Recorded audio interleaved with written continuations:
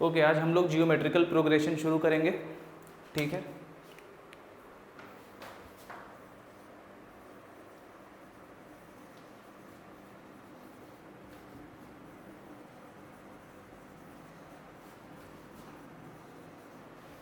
Geometrical progression, अब हमने इससे पहले अरिथमेटिकल प्रोग्रेशन को पढ़ा था और देखा था कि किस तरह के सीक्वेंस को अरिथमेटिकल प्रोग्रेशन कहते हैं। Now here again we are studying about a kind of a sequence, but that sequence is called geometrical progression। तो क्या होता है geometrical progression, पहले ये समझते हैं। किसी भी सीक्वेंस को जियोमेट्रिकल प्रोग्रेशन कहा जाता है जब वो किसी कांस्टेंट फैक्टर से इंक्रीज या डिक्रीज करता है। देखिए,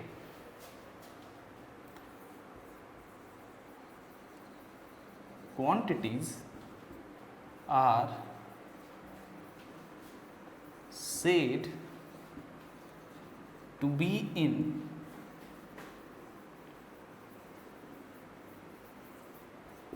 geometrical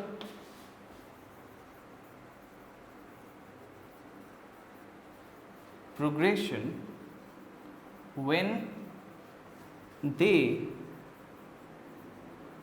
increase or decrease by a constant factor। ये एग्जैक्ट डेफिनेशन है हॉलैंड नाइट के बुक का, एग्जैक्ट डेफिनेशन, और ये सबसे अच्छा डेफिनेशन है मुझे ऐसा लगता है जियोमेट्रिकल प्रोग्रेशन का।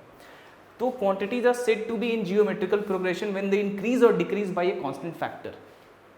क्वांटिटीज़ को जियोमेट्रिकल प्रोग्रेशन उस समय कहा जाता है जब वो इस तरह के सीक्वेंस में है कि वो इंक्रीज कर रहे हों या डिक्रीज कर रहे हों किसी कांस्टेंट फैक्टर के तहत।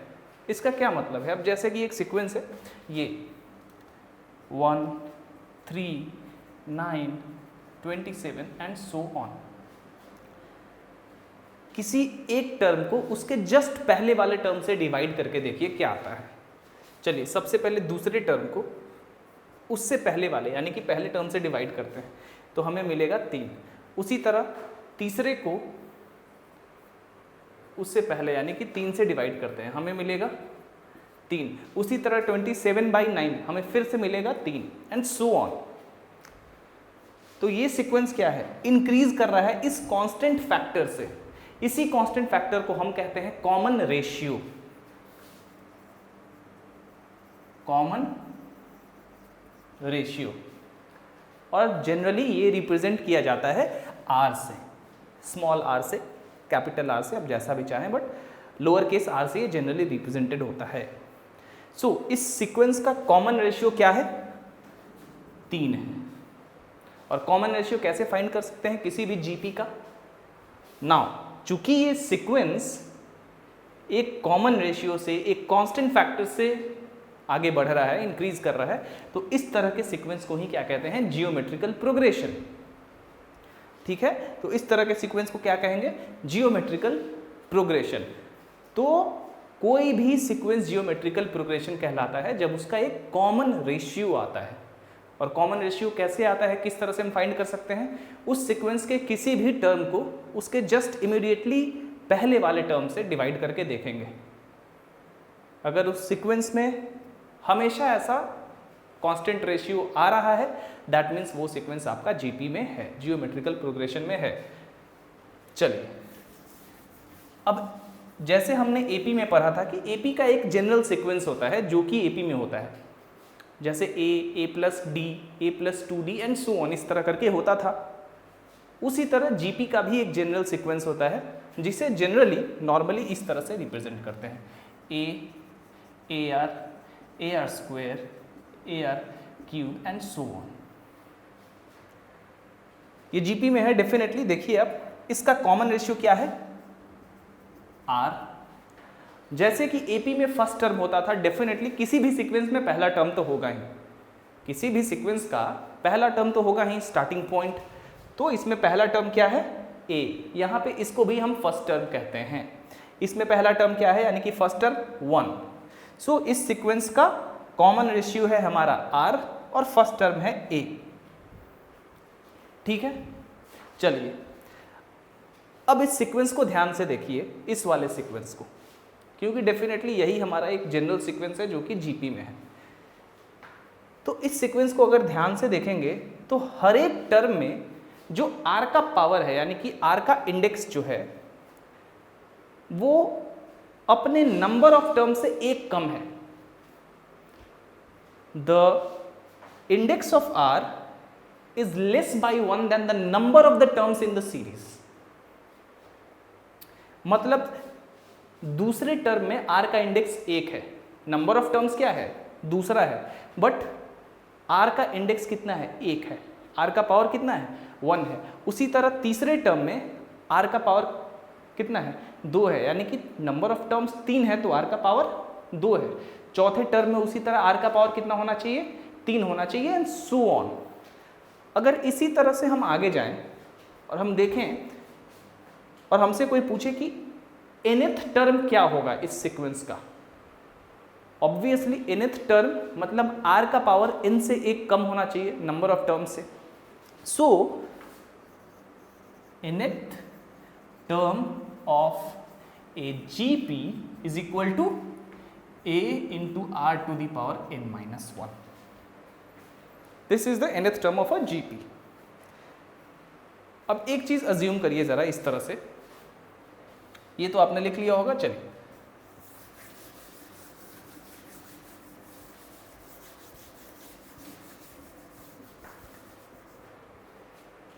मान लेते हैं कि ये जो सीक्वेंस है A R square, A R cube and so on, इसमें टोटल नंबर ऑफ टर्म्स है n, यानी कि 2n terms।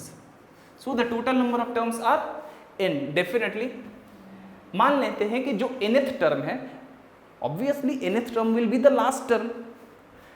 मान लेते हैं कि suppose the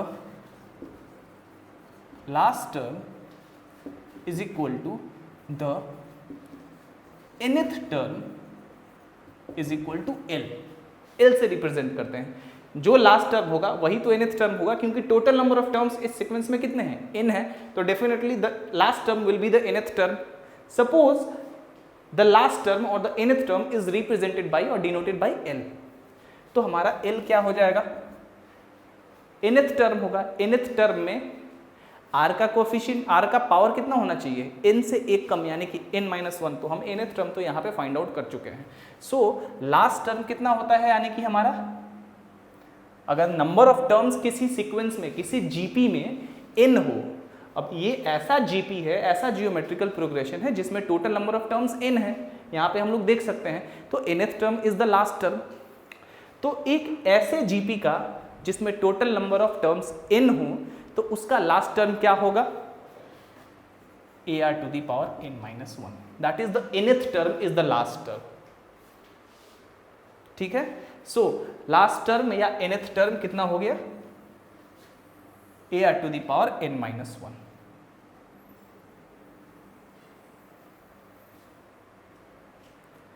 ठीक है, अब किसी भी सीक्वेंस को कैसे पता कर सकते हैं कि वो जीपी में है या नहीं है।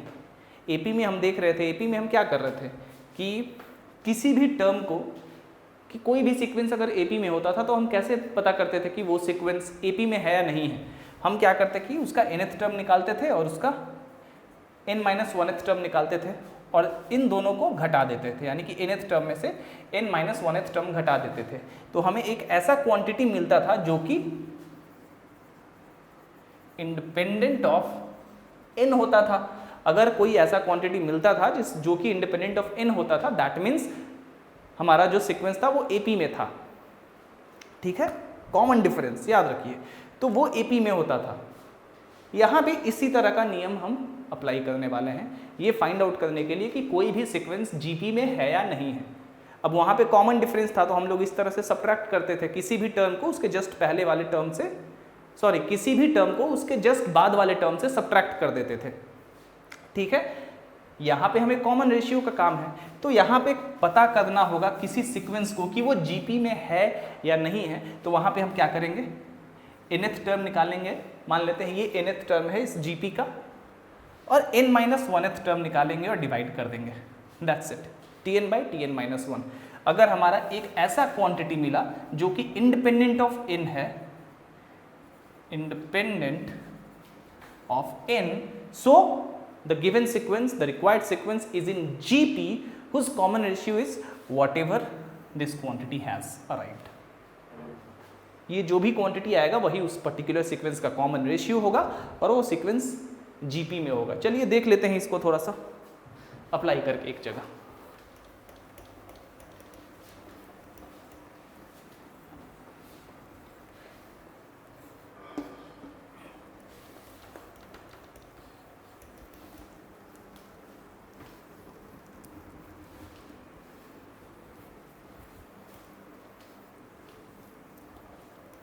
मान लेते हैं कि हमारे पास एक जियोमेट्रिकल प्रोग्रेशन है इस तरह का, A R square, A R cube and so on to and so on. I am not saying the total number of terms in n is n, but whatever be the number of terms it doesn't matter. मान लेते हैं कि ये एक sequence है, हमें पता करना है कि ये सीक्वेंस जीपी में है या नहीं है। ऑफ कोर्स आप देख पा रहे होंगे कि ये है, लेकिन मान लीजिए हमें एक इस तरह का सीक्वेंस मिला कोई, तो इसका nth टर्म क्या होगा, ar⁻n-1। n-1th टर्म क्या होगा, ar⁻n-2। n-1th टर्म यानी कि n-1 से एक कम होना चाहिए r का इंडेक्स, वही है यहाँ पे। अब क्या करेंगे हम लोग, Tn/Tn-1, Tn कितना है हमारा, ar⁻n-1, ar⁻n-2, a और a कैंसिल हो जाएगा, ये बचेगा r, साफ साफ दिख रहा है, देख लीजिए r⁻n-1, ये ऊपर जाएगा तो -n+2, दैट इज r⁻1। तो हमें एक ऐसा टर्म मिला जो इंडिपेंडेंट ऑफ n है, that means this particular sequence is in GP.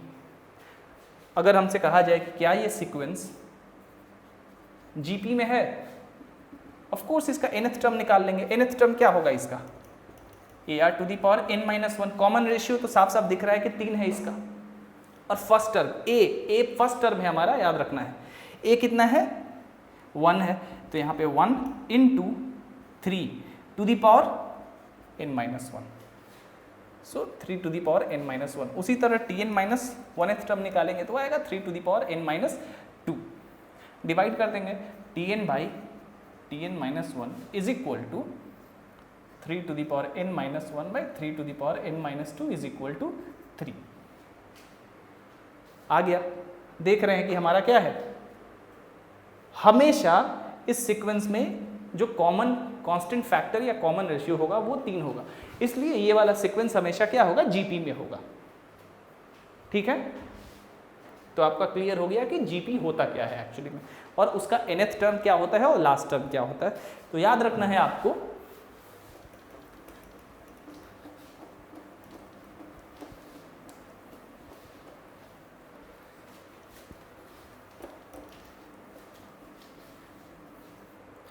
कि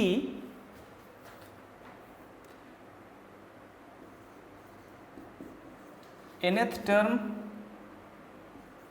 of a GP is equal to last term of a GP। of course उस GP का नंबर ऑफ टर्म्स n है, ऐसा हमने मान लिया है। या चलिए इसको इस तरह से लिखेंगे तो और ज़्यादा अच्छा रहेगा। मान लेते हैं कि किसी GP का नंबर ऑफ टर्म्स n नहीं हो और भी ज़्यादा हो, तो उस GP में भी तो nth टर्म तो होगा ही ना। चलिए इस तरह से लिखिए, nth term of a GP is equal to Tn से रिप्रेजेंट करते हैं, इज इक्वल टू ar⁻n-1, जहाँ की a हमारा क्या है, फर्स्ट टर्म, और r है common ratio. n number of terms हमें पता है, ये हो गया 1। उसी तरह last term of a GP having n terms, एक ऐसे GP का लास्ट टर्म जिसका नंबर ऑफ टर्म्स n है, क्या होगा, nth टर्म होगा। क्योंकि भाई इस जीपी का number of terms, total number of terms n है, तो लास्ट टर्म जो nth टर्म होगा वही तो होगा ना, तो nth term that means ar⁻n-1, जहाँ कि a फर्स्ट टर्म है और r कॉमन रेशियो, ये ज़्यादा अच्छा है लिखना। और हाँ, लास्ट टर्म को हम लोग जनरली l से रिप्रेजेंट करते हैं। चलिए अब देखते हैं कि nth किसी भी जीपी का nth term from the beginning तो देख लिया, यानी कि अगर पहले वाले नंबर से शुरू करेंगे तो अब देखते हैं कि अगर कोई जीपी है जिसमें हम लोग लास्ट टर्म से यानी कि nth टर्म से शुरू करते हैं तो किस तरह से उस जीपी का nth टर्म निकालेंगे, उस केस में nth टर्म कैसे निकालेंगे। बड़ा ही आसान है, अगर आप सोचिए तो थोड़ा सा देखते हैं।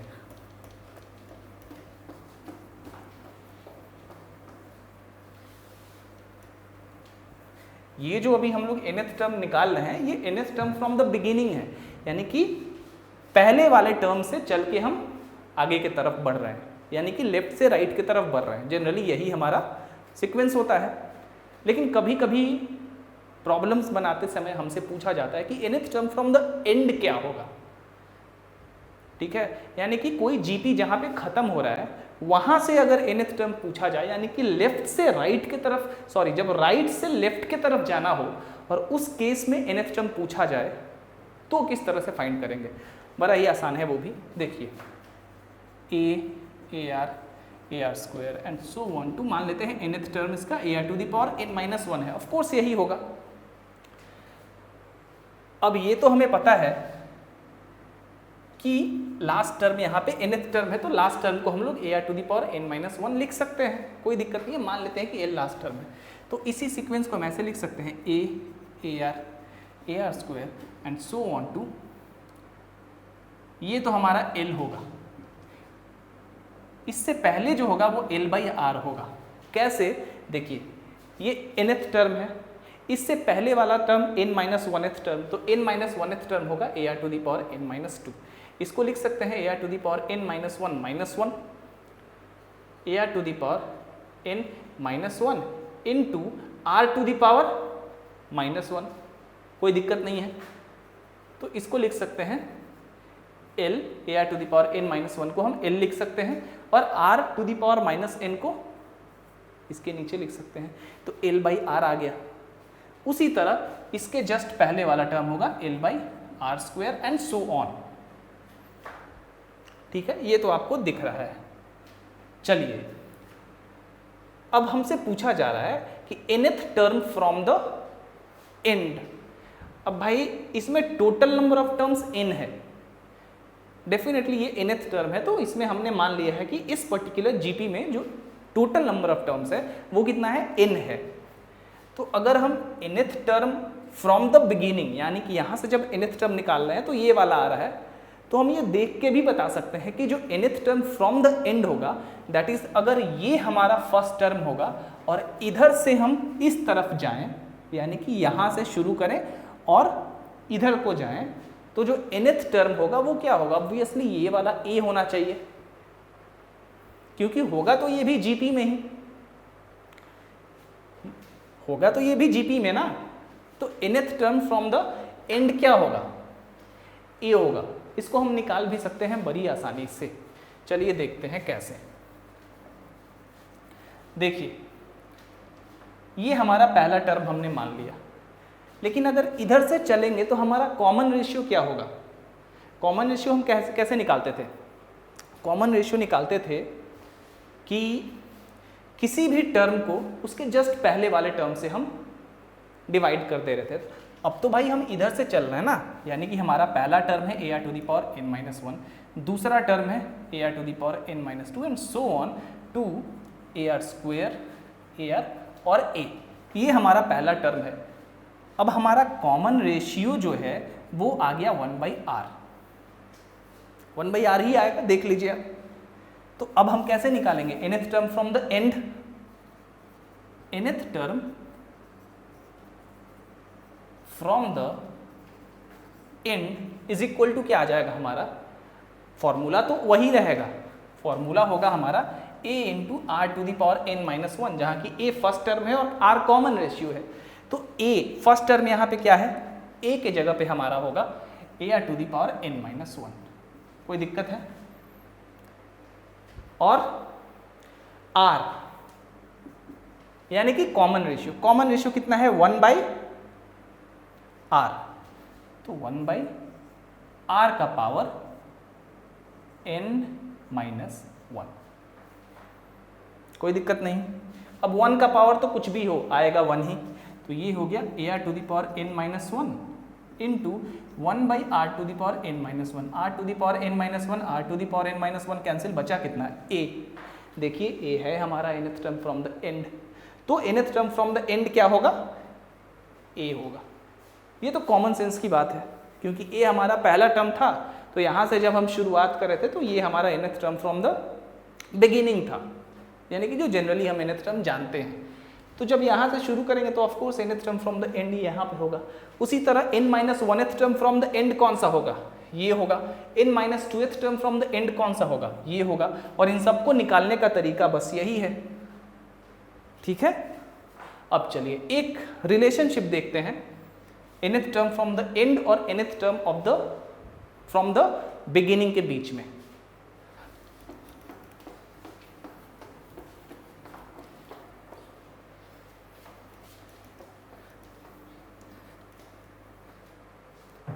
ये हमारा सीक्वेंस है जो कि जीपी में है of course.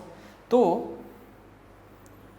nth term from the beginning into nth term from the and,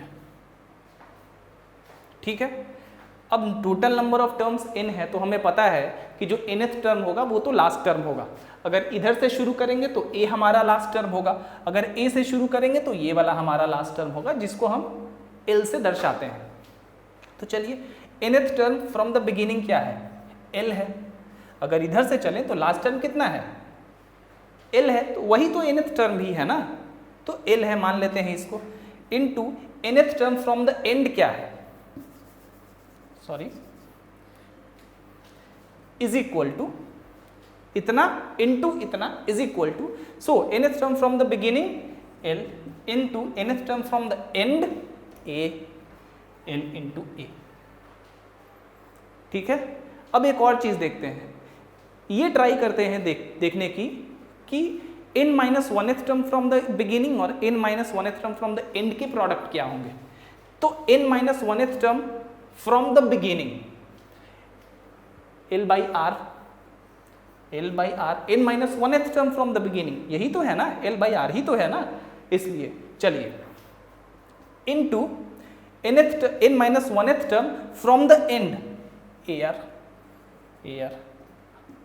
यहां भी l इंटू a आया। हमेशा देखेंगे कि कोई भी टर्म इक्विडिस्टेंट हो अगर बिगिनिंग से, यानी कि बिगिनिंग और एंड से किसी भी जीपी में बराबर की दूरी पे दो टर्म हो, उन दोनों को मल्टीप्लाई करेंगे तो हमेशा हमें फर्स्ट टर्म और लास्ट टर्म का प्रोडक्ट मिलेगा, ठीक है। सो nth टर्म, और इस तरह से भी कह सकते हैं कि the product of the number of terms equidistant from the beginning and end are always the same and are equal to the last term and the first term. किसी भी जीपी में जो स्टार्ट से और एंड से जो number of terms बराबर की दूरी पे होते हैं, उनका प्रोडक्ट हमेशा पहले टर्म और अंतिम टर्म के बराबर होता है हमेशा। देख रहे हैं हम कि nth term from the beginning into nth term from the and l into a। उसी तरह n-1th term from the beginning and into n-1th term from the and l into a। उसी तरह n-2th term from the beginning, यानी कि ये वाला, into n-2th term from the and, यानी कि ये वाला, sorry n-3th term from the beginning into n-2th term, sorry, n-2th term from the beginning into n-2th term from the end are also the product of them, or the product of them are also equal to l into a। उस case में भी जो product होगा वो कितना होगा, last term और पहला टर्म। तो इसको हम लोग जनरली ऐसे लिख सकते हैं कि in any GP, the product of the terms equidistant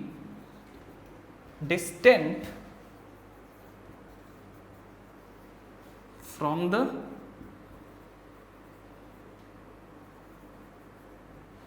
beginning and end are always the same,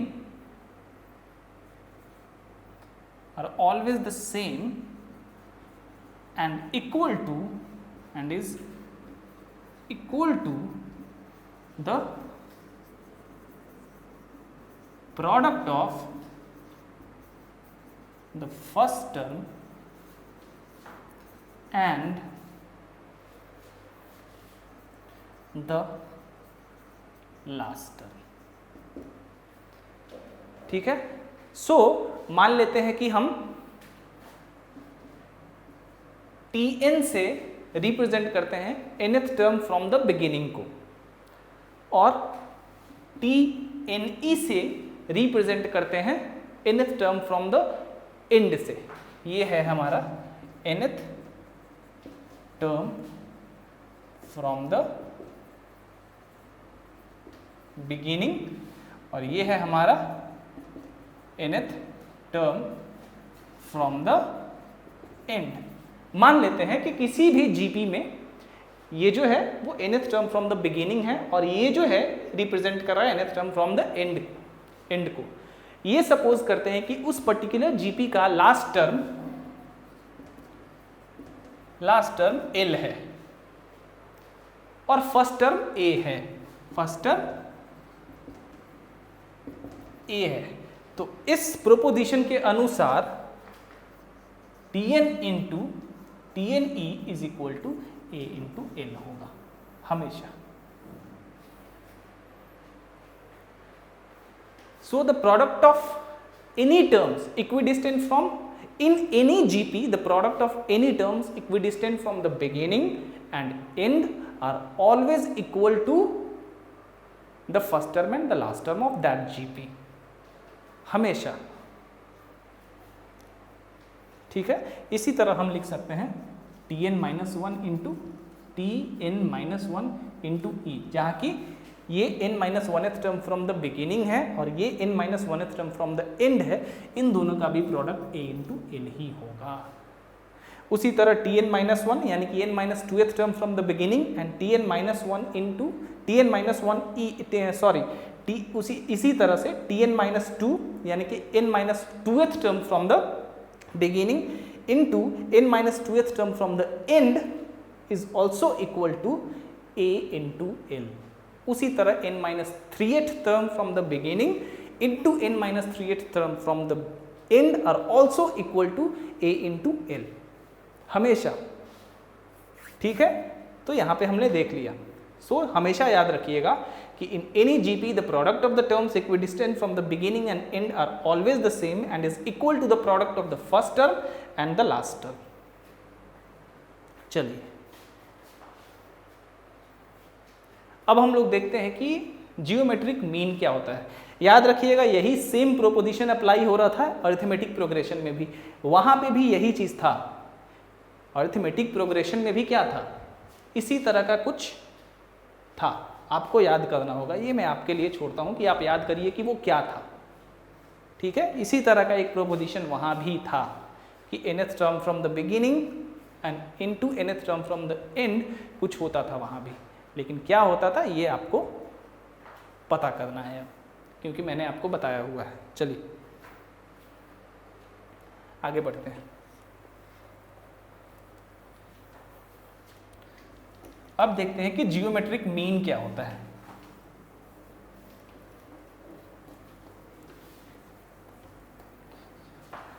arithmetic mean भी होता था। किसी भी दो नंबर का अरिथमेटिक मीन क्या होता है, ये आप खुद से याद करिए।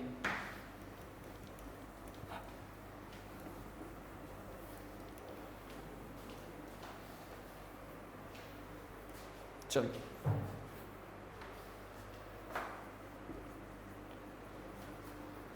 Geometric mean. अगर कोई भी 3 नंबर जीपी है, जीपी में है, तो जो बीच वाला टर्म होगा उस सीक्वेंस का, वो कहलाता है बाकी दोनों टर्म्स के बीच का जियोमेट्रिक मीन। अगर ए, जी और बी आर इन जीपी, ये 3 नंबर का एक सीक्वेंस है जो कि जीपी में है, ऐसा हमने मान लिया है। तो जीपी में है, therefore G by A is equal to B by G. Common ratio याद करिए, therefore G square is equal to A B, that implies G is equal to square root of A B. This is the geometric mean between the two numbers. So if any sequence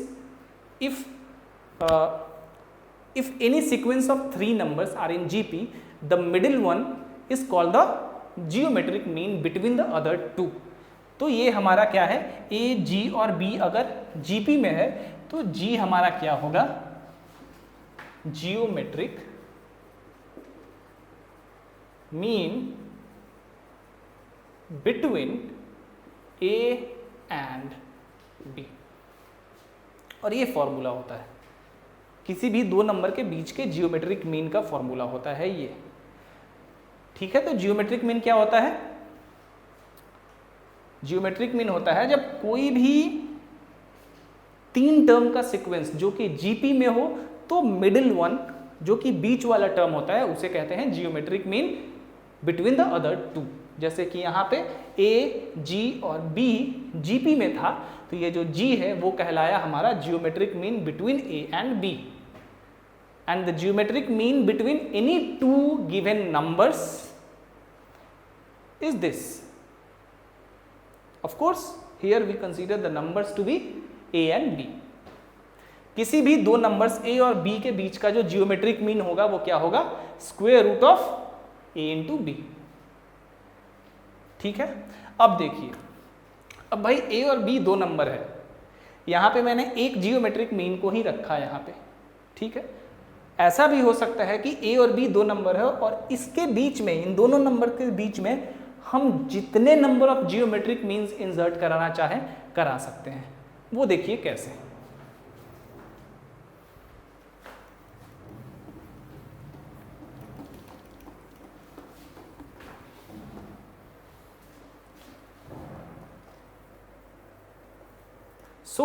सबसे पहले ये देख लीजिए कि the geometric mean between any two numbers A and B is geometric mean बराबर square root of A into b. याद रखना है इस फॉर्मूले को आपको। ठीक है, अब चलिए हम कोई भी दो नंबर लेते हैं और उन दोनों के बीच में N number of geometric means को इंसर्ट करा के देखते हैं।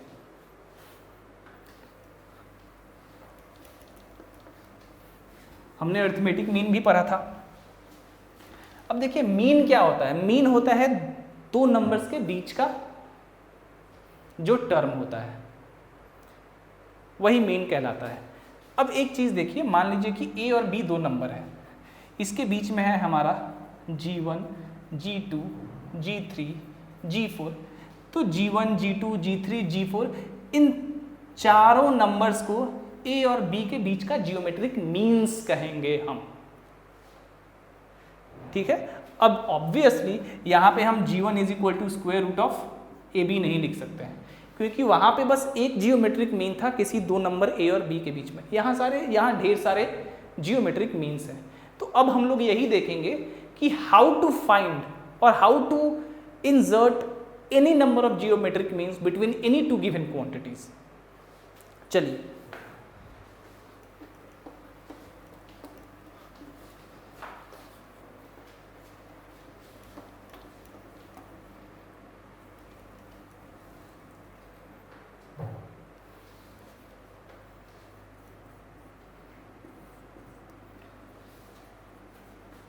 insert any number of, अच्छा एक चीज और समझिए, ए, जी और बी, अगर कोई आपसे पूछे कि जी जियोमेट्रिक मीन है ए और बी का, और आपसे पूछा जाए कि ये सीक्वेंस किस में है, तो आप क्या कहेंगे? ऑफ कोर्स ये जीपी में है। जीपी में है तभी ये इन दोनों के बीच का जियोमेट्रिक मीन है। अगर आप अब आपसे पूछे कि ए, G1, G2, G3, G4 और G5 और B, ये एक सीक्वेंस है जहाँ के G1, G2, G3, G4, G5 geometric means हैं ए और बी के बीच के। तो उस केस में अगर आपसे कोई पूछे कि ये जो पूरा सीक्वेंस है ये कौन सा सीक्वेंस है, तो आप क्या कहेंगे? क्या ये जीपी में है? Of course it is in GP. Otherwise, these G1, G2, G3, G4 and G5 are not geometric means. Okay, so always remember that. दो नंबर के बीच में अगर जियोमेट्रिक मीन्स इंसर्ट किया जा रहा है तो वो पूरा सीक्वेंस जो बन रहा है वो जीपी में है आपका। ठीक है, चलिए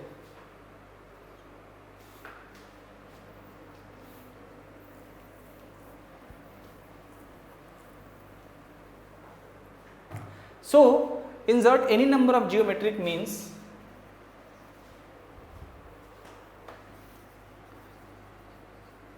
between any two given numbers। किसी भी दो नंबर्स के बीच में कितना नंबर भी जियोमेट्रिक मीन्स इंसर्ट करा लीजिए। मान लेते हैं let a and b be the given numbers। ये जो दो नंबर्स की बात हो रही है गिवन, वो दो नंबर्स को हमने मान लिया a और b। हमने मान लिया कि हम n जियोमेट्रिक मीन इंसर्ट कराना चाहते हैं a और b के बीच में। let n be the number of geometric means inserted between a and b। ठीक है, a और b के बीच में हमने n जियोमेट्रिक मीन्स इंसर्ट किया, तो जो सीक्वेंस बना उसका उसमें टोटल नंबर ऑफ टर्म्स कितने होंगे ये बताइए। सबसे पहले तो ये देखिए कि हम n जियोमेट्रिक मीन्स इंसर्ट कर रहे हैं a और b के बीच में, यानी कि a और b इसके बीच में जो ये n जियोमेट्रिक मीन्स हैं, ये जो पूरा सीक्वेंस है ये तो भाई जीपी में होगा, तभी तो जियोमेट्रिक मीन्स इंसर्ट किया जा रहा है ना। जियोमेट्रिक मीन्स इंसर्ट कर दिया गया, दैट मीन्स ये पूरा जो रिजल्टेंट सीक्वेंस है वो जीपी में है, वो जियोमेट्रिकल प्रोग्रेशन में है। अब टोटल नंबर ऑफ टर्म्स इस सीक्वेंस में कितने होंगे भाई? n टर्म्स तो मैंने इंसर्ट कर दिया इन दोनों के बीच में, और ये a और b पहले से दो टर्म्स हैं, तो टोटल नंबर ऑफ टर्म्स कितने हो गए? n प्लस 2 टर्म्स, याद रखिएगा इसको। चलिए अब आगे बढ़ते हैं।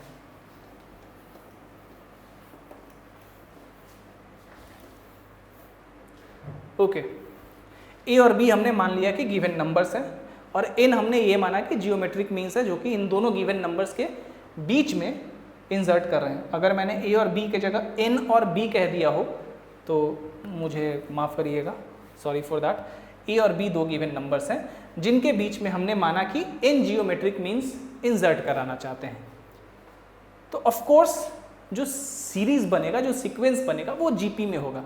मान लेते हैं कि उस जीपी का जो कॉमन रेशियो है वो आर है। Let R be the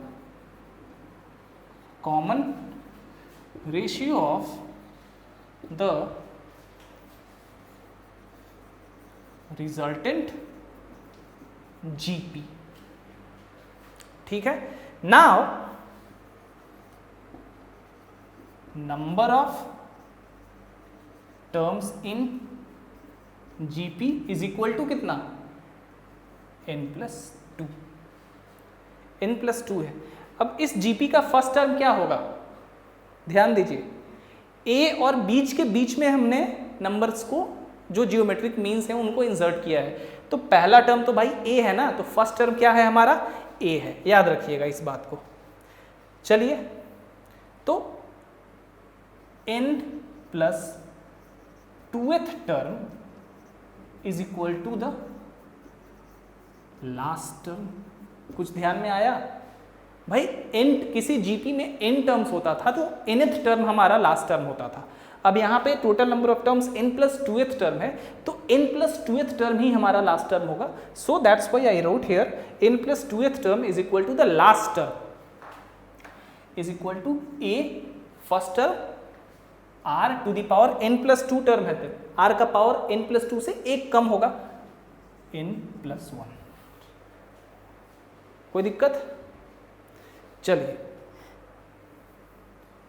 now अब भाई लास्ट टर्म हमारा क्या है, यानी कि n+2th टर्म हमारा है क्या, b is the last term, क्योंकि a और b के बीच में सारे जियोमेट्रिक मीन्स है, तो b हमारा अंतिम टर्म है। तो लास्ट टर्म को हम b लिखेंगे, और इधर कितना है, ar to the power n+1। That implies r is equal to b by a whole to the power 1 by n+1। ये हमारा कॉमन रेशियो आ गया। अब जियोमेट्रिक मीन्स क्या होगा, ध्यान दीजिए, जनरल सीक्वेंस क्या होता है, ar square ar³ and so on to, मान लेते हैं यहाँ पे b है, तो ये हो गया मेरा g1, ये हो गया g2, ये हो गया g3, और उसी तरह जो nth जियोमेट्रिक मीन होगा वो हो जाएगा gn। ठीक है, और gn क्या होगा यहाँ पे, ar to the power n। ठीक है, सो अगर g1, g2, g3, gn हमारा जियोमेट्रिक मीन्स है a और b के बीच में, तो क्या हो जाएगा हमारा,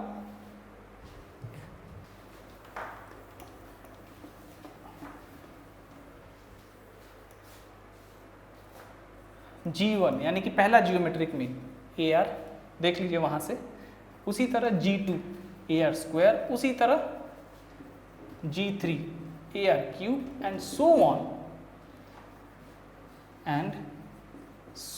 ऑन।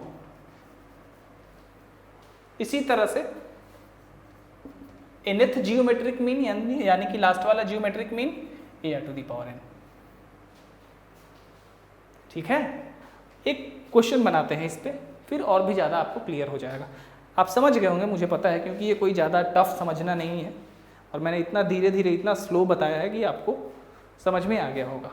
चलिए, सो अगर किसी भी दो नंबर्स के बीच में जियोमेट्रिक मीन्स इंसर्ट कराते हैं तो ये हमारा रिक्वायर्ड जियोमेट्रिक मीन्स हो जाएगा, जहाँ की r क्या है, ये है b by A whole to the power 1 by n+1। तो r क्या है हमारा, last term by first term whole to the power 1 by n+1, जहाँ की n number of geometric means है जो कि हम इंसर्ट कराना चाहते हैं। चलिए, अब इसी फॉर्मूला को देख के एक प्रॉब्लम बनाते हैं।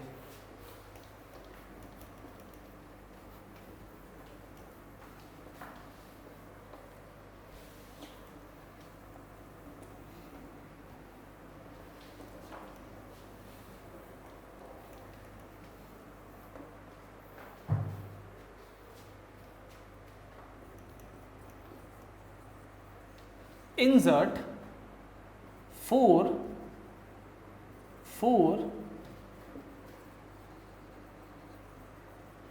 geometric means between 160 and 5। 160 और 5 के बीच में हमें 4 जियोमेट्रिक मीन्स इंसर्ट करना है। तो हमारा फर्स्ट टर्म 160 है, लास्ट टर्म हमारा 5 है, दिख रहा है। और 4 जियोमेट्रिक मीन इंसर्ट कर रहा है, तो इन चारों मीन्स को मिला के हमारे पास टोटल नंबर ऑफ टर्म्स कितने हैं? इन दोनों के बीच में भाई 4 मीन्स हम इंसर्ट कर रहे हैं, तो 4 मीन्स और 2 ये, टोटल नंबर ऑफ टर्म्स 6। तो जो ये 6 टर्म्स के अब सीरीज होंगे हमारे, वो तो भाई जीपी में होगा, तभी तो हम जियोमेट्रिक मीन्स इंसर्ट करा रहे हैं ना। तो we have to find a series of 6 terms in GP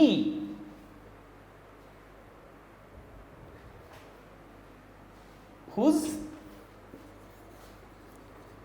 common ratio is, common ratio हमें नहीं पता है, R से इसको मान लेते हैं, चलिए कॉमन रेशियो तो हम मान लेंगे, whose first term is 160, first term तो क्लियरली 160 दिया हुआ है, एंड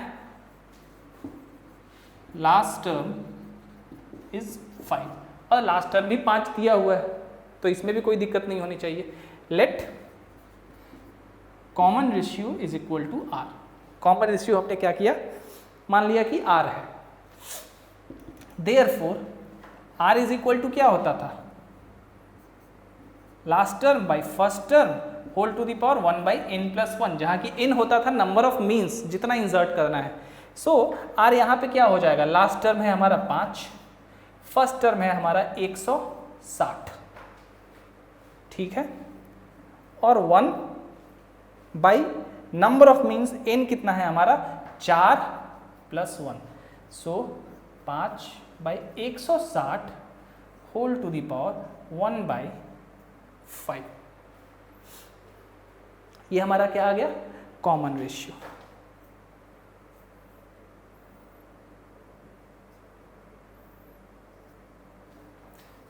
यानी कि 1 by 32 whole to the power 1 by 5, इसको लिख सकते हैं 1 by 2 to the power 5 whole to the power 1 by 5, इसको लिख सकते हैं। अब 1 का पावर कुछ भी हो एक ही रहेगा, तो ऊपर में 1, नीचे में 2 का पावर 5 है whole to the power 1 by 5, ये 5 कैंसिल, बचा 1 by 2।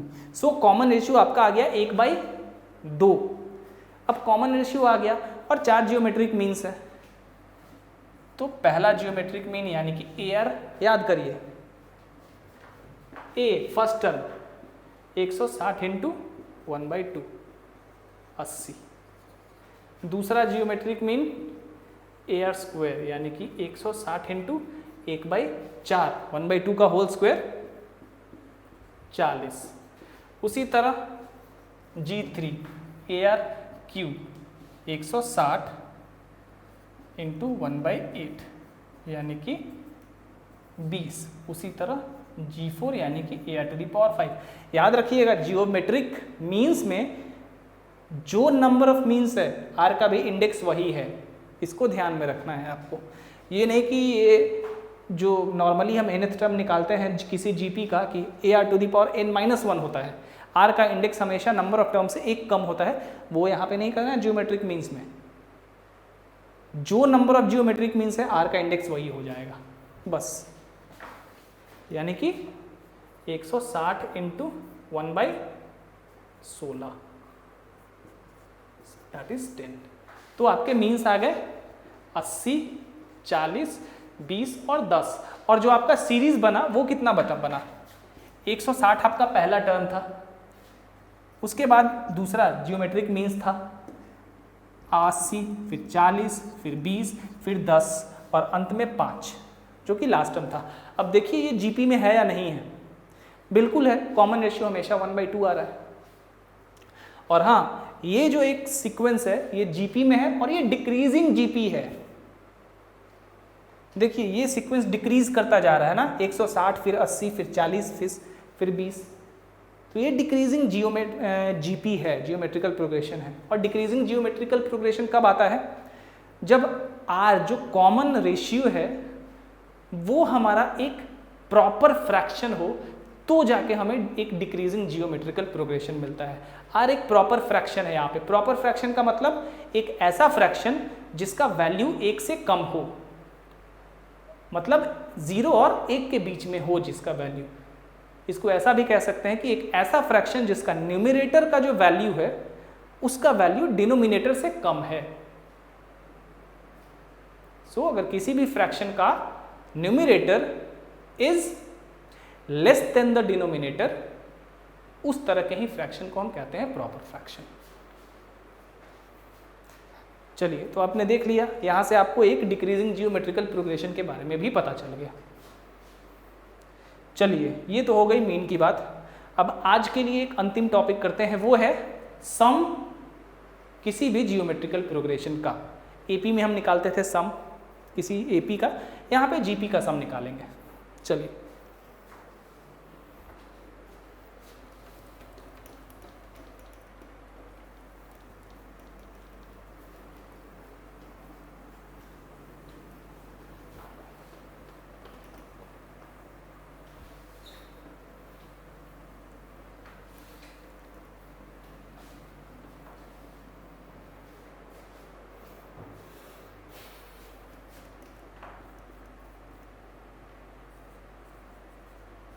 sum to n terms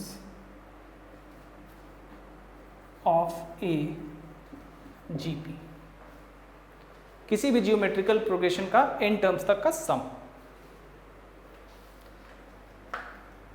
late A R square, चाहे ऐसे इतना नहीं लिखते हम, let A be the first term and are the common ratio of the GP। ठीक है, ए फर्स्ट टर्म माना हमने और आर को कॉमन रेशियो मान लिया। Let N be the number of terms। So if S is the sum required, अगर S से हम सम को रिप्रेजेंट कर रहे हैं, therefore S is equal to क्या हो जाएगा, A first term. Common ratio कब आएगा, जब इसमें जोड़ेंगे A R square plus A R cube and so on to nth term ar to the power n minus 1। ठीक है, अब दोनों तरफ r से मल्टीप्लाई कर देते हैं, यानी कि कॉमन रेशियो से multiply both sides by r। Then क्या हो जाएगा, R S is equal to A R plus A R, sorry यहाँ पे देखिए मैंने डायरेक्ट ए आर स्क्वायर लिख दिया है, यहाँ पे होगा दूसरा टर्म ए आर, फिर ए आर स्क्वायर, फिर ए आर क्यूब और फिर जाके nth term A R to the power n minus 1। ठीक है, ये हो जाएगा A R square, A R cube and so on to, R से मैंने मल्टीप्लाई किया तो इससे पहले वाला टर्म हो जाएगा A R to the power n minus 1 plus A R to the power n। R से मल्टीप्लाई किया है मैंने, तो इससे जस्ट पहले वाला टर्म है वो ये इस टर्म में चेंज हो जाएगा, क्योंकि इससे पहले वाला टर्म था n माइनस 1th टर्म। चलिए,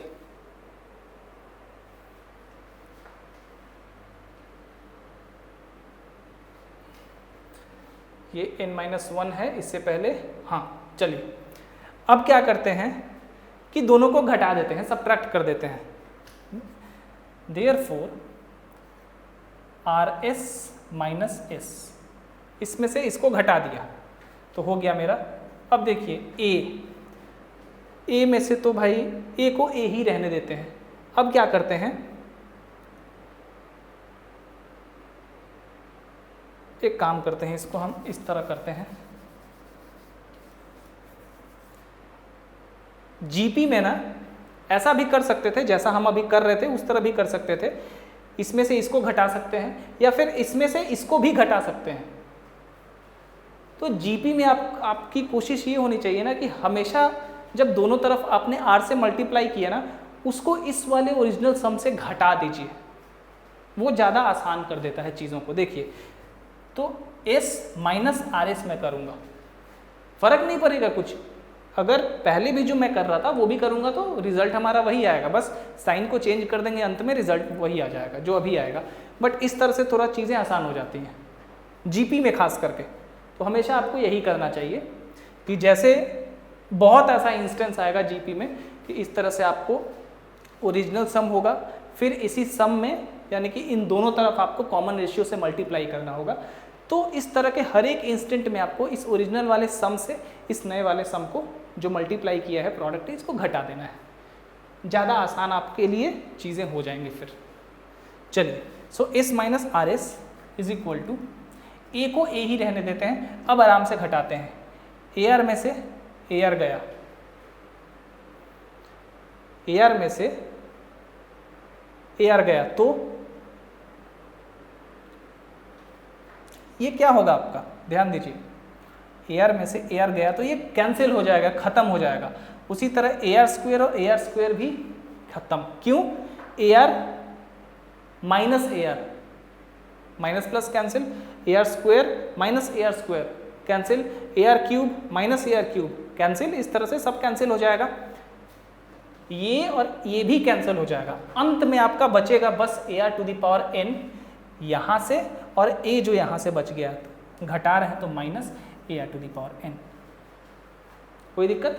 बाकी सब कुछ कट चुका है। देखिए, A R minus A R cancel, A R square minus A R square cancel cancel, A R cube minus A R cube cancel cancel, and so on, A R to the power N minus one minus A R to the power N minus one, ये भी cancel cancel.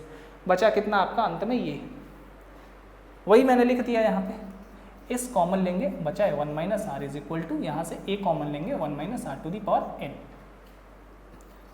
S is equal to A into 1 minus R to the power N divided by 1 minus R. ये हो गया सम to N terms. अगर पहले जो हम काम कर रहे थे, यानी कि इसमें से जब इसको घटाते तो हमारा क्या आता, तब हमारा आता S is equal to A into R to the power N minus one divided by are minus one. ये भी आपका सही है। ठीक है, इन दोनों फॉर्मूलाज को आप याद रखना है। आपको हमेशा इस फॉर्मूला को यूज करना है, हमेशा, ऑलमोस्ट हमेशा। इस फॉर्मूला का सेम फॉर्मूला है, आप देख सकते हैं, बस साइन चेंज करके मैंने एक में आर को इधर लिखा और एक में आर को इधर लिख दिया, और कोई डिफरेंस नहीं है। आपको हमेशा यही फॉर्मूला यूज करना है। बट अगर आपका आर जो है कॉमन रेशियो वो 1 से बड़ा हो और पॉजिटिव हो, 1 से बड़ा एंड पॉजिटिव, तो आपको ये वाला फॉर्मूला यूज कर देना चाहिए। ठीक है, ये वाला फॉर्मूला के लिए आर इज पॉजिटिव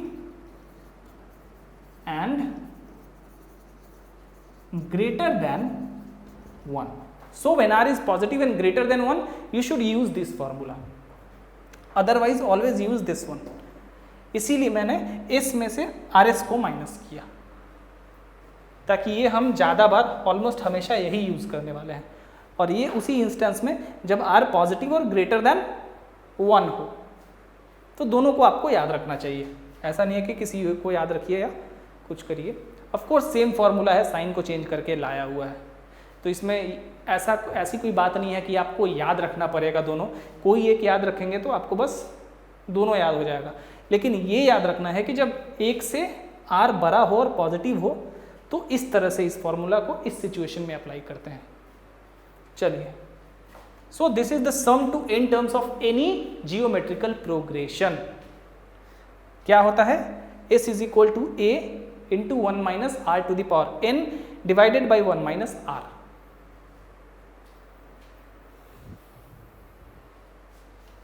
चलिए,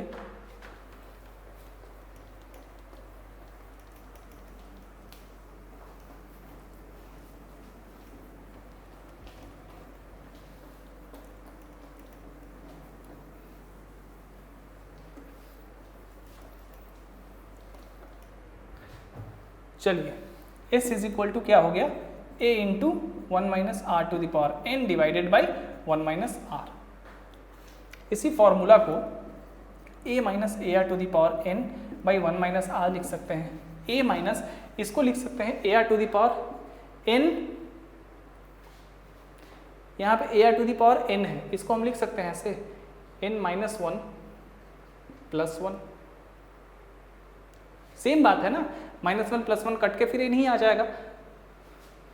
1 minus R a minus A R to the power n minus 1 into R to the power 1 वाला इसको मैंने छांट लिया थोड़ा, 1 माइनस आर a, ये क्या होता है, A R to the power n minus 1 nth term होता है, और nth टर्म मतलब लास्ट टर्म। अगर किसी जीपी में total number of terms n है तो जो nth टर्म होता है वही तो लास्ट टर्म हो जाता है। तो इसको हम लोग लिख सकते हैं last term l into R by 1 minus R. ये भी आपका एक फॉर्मूला है।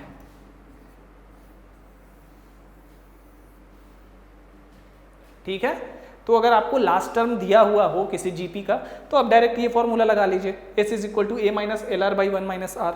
साइन चेंज कर देंगे तो यही फॉर्मूला आ जाएगा, s is equal to l r minus a by are minus a. इसको यूज करना है when r is greater than 1 and positive, जैसा कि आपको पता है। चलिए एक क्वेश्चन बनाते हैं इससे छोटा सा।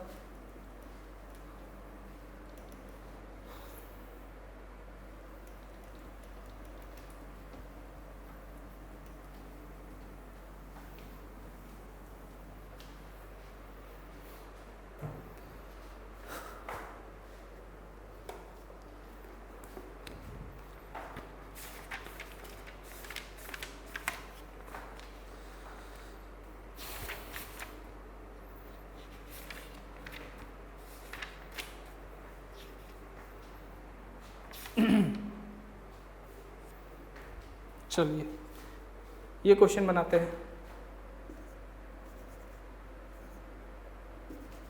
एक minute,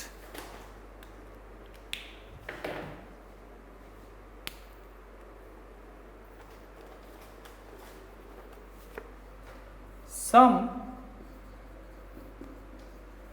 the series 2 by 3 minus 1 3 by 2 and so on to 7 terms. 60 term का ये सीरीज है, इसका सम निकालिए। सबसे पहले तो चेक कर लीजिए कि क्या ये सीरीज जीपी में है या नहीं है, या फिर एपी में है या नहीं है। किसी एक में तो होगा ना, चांसेस लग रहे हैं कि ये जीपी में होंगे। चलिए किसी एक टर्म को उसके पहले वाले टर्म से अगर डिवाइड करेंगे तो -1 डिवाइडेड बाई 2 बाई 3 -2 बाई -3/2। अब मुझे साफ साफ दिख रहा है कि इसका जो कॉमन रेशियो है वो हमेशा -3/2 है, तो ये जीपी में तो है भाई। अब इस किसी भी जीपी का सम टू एन टर्म्स क्या होता है, एस इज इक्वल टू, एक चीज़ और देखिए, कॉमन रेशियो क्या आ रहा है हमारा -3/2, नेगेटिव है। नेगेटिव है तो हमें अपना जो फॉर्मूला है कौन सा लगाना है, a into 1 minus R to the power n by 1 minus R. ठीक है, ये क्या है हमारा 2/3, 1 माइनस आर कितना है -3/2 होल टू द पावर कितना 7। ये वाला ब्रैकेट देते हैं, डिवाइडेड बाई 1 प्लस 3/2, माइनस पहले से होता है और माइनस आर माइनस में है तो माइनस माइनस प्लस हो जाएगा, 2/5। ये कैसे हुआ, इसको मैंने करके और उलट दिया। ये कितना आ गया आपका 1 minus 3 to the power 7,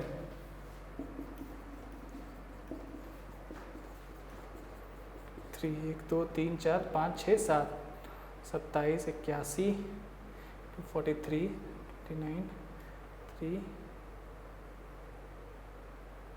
7 2187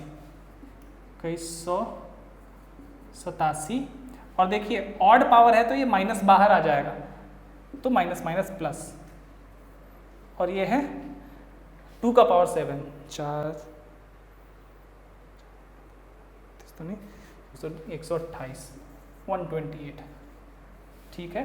divided by तो कुछ नहीं, क्योंकि इसको हमने ऊपर कर दिया करके सब झंझट ही खत्म कर दिया। कितना आ गया हमारा 2 2 जा 4/15 इंटू 128 प्लस 2187 डिवाइडेड बाई 128। 4 से इसको काट देते हैं, कोई दिक्कत नहीं होनी चाहिए। 8 7 15, 8 2 10 1 11, 1 1 2 1 3 और 2 15 इंटू 32। काट कूट करिएगा, आपको जो आंसर मिलेगा वो रिक्वायर्ड आंसर मिल जाएगा। तो इस तरह से हम सम को निकालते हैं, ठीक है। चलिए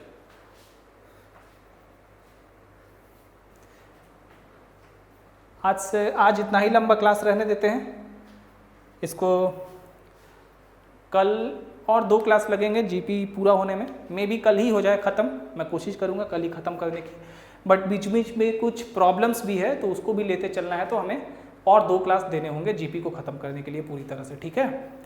और जैसा कि मैंने कहा कि जब हम लोग अरिथमेटिक प्रोग्रेशन, ज्योमेट्रिक प्रोग्रेशन और हार्मोनिक प्रोग्रेशन ख़त्म कर लेंगे और उसके बाद अलजेब्रा के कुछ और टॉपिक्स कर लेंगे, तो हम बाद में एक और स्पेशल टॉपिक करेंगे जिसका नाम है सीक्वेंस एंड सीरीज। हाँ, उसका नाम है सीक्वेंस एंड सीरीज, आपने सही सुना। और उसमें वो काफ़ी एडवांस टॉपिक होगा और उसमें इन सब का यूज़ होगा, एपी का, जीपी का, एचपी का, और उसी चैप्टर में हम लोग मेथड ऑफ डिफरेंसेस भी पढ़ेंगे, राइट। सो चलिए वो हम लोग बाद में करेंगे वैसे। सो नेक्स्ट 2 क्लासेस में मैक्सिमम हम जीपी को ख़त्म कर देंगे और फिर उसके बाद हार्मोनिक प्रोग्रेशन को शुरू कर देंगे। चलिए, सो थैंक यू।